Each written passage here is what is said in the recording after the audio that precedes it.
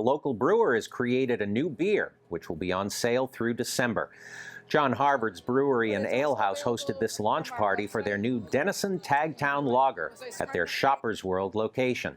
John Harvard's is donating $1 of every sale to the new brew to the History Center. The event focused not only on the new product, but on the work of the History Center and the important role played by Dennison in Framingham.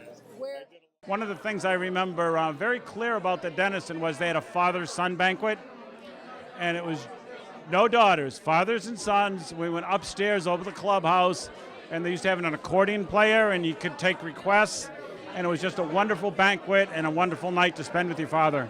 Tonight I've seen so many people here at the launch for the Tag Town Lager who grew up in Framingham, don't live here anymore, but showed up tonight because Dennison has a special place in their hearts still, because it was part of their lives. And I think this helps people reconnect with Framingham, reconnect with their own past, and they have good memories about it. So I think it means a lot for Framingham and for the people who lived here. I'm a volunteer, and they have been wonderful to allow me to work side by side with the curator and the director.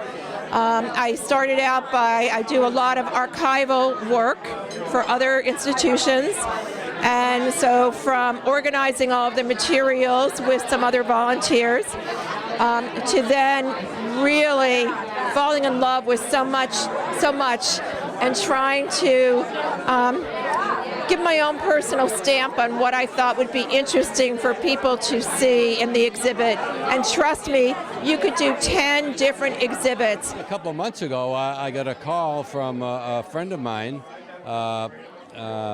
who said, you know, they're doing Dennison, they really need some help.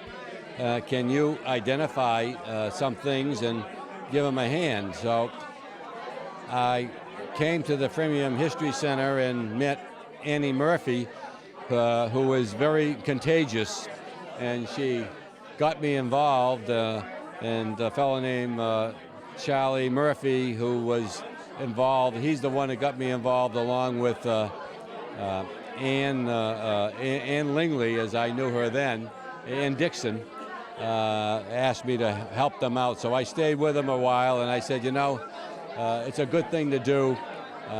The Framingham, and there's a lot of great people who work for Dennison. There's a lot of good information that should be known and people should be aware of.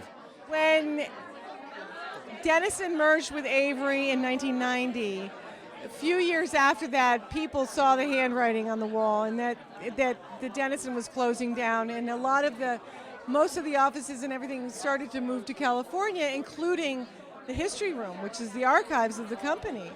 And when I first started here as a director about 8 years ago, I just remember people being so upset that the history had gone out to California. They were like, that's Framingham.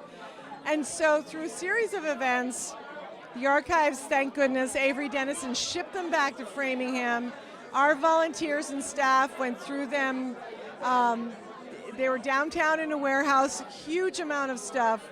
And we have taken, we have a large collection. We have about 90 boxes of Dennison archives and three-dimensional objects. So it's the largest collection we have now, but that's suitable because it was Framingham for 100 years, almost 100 years.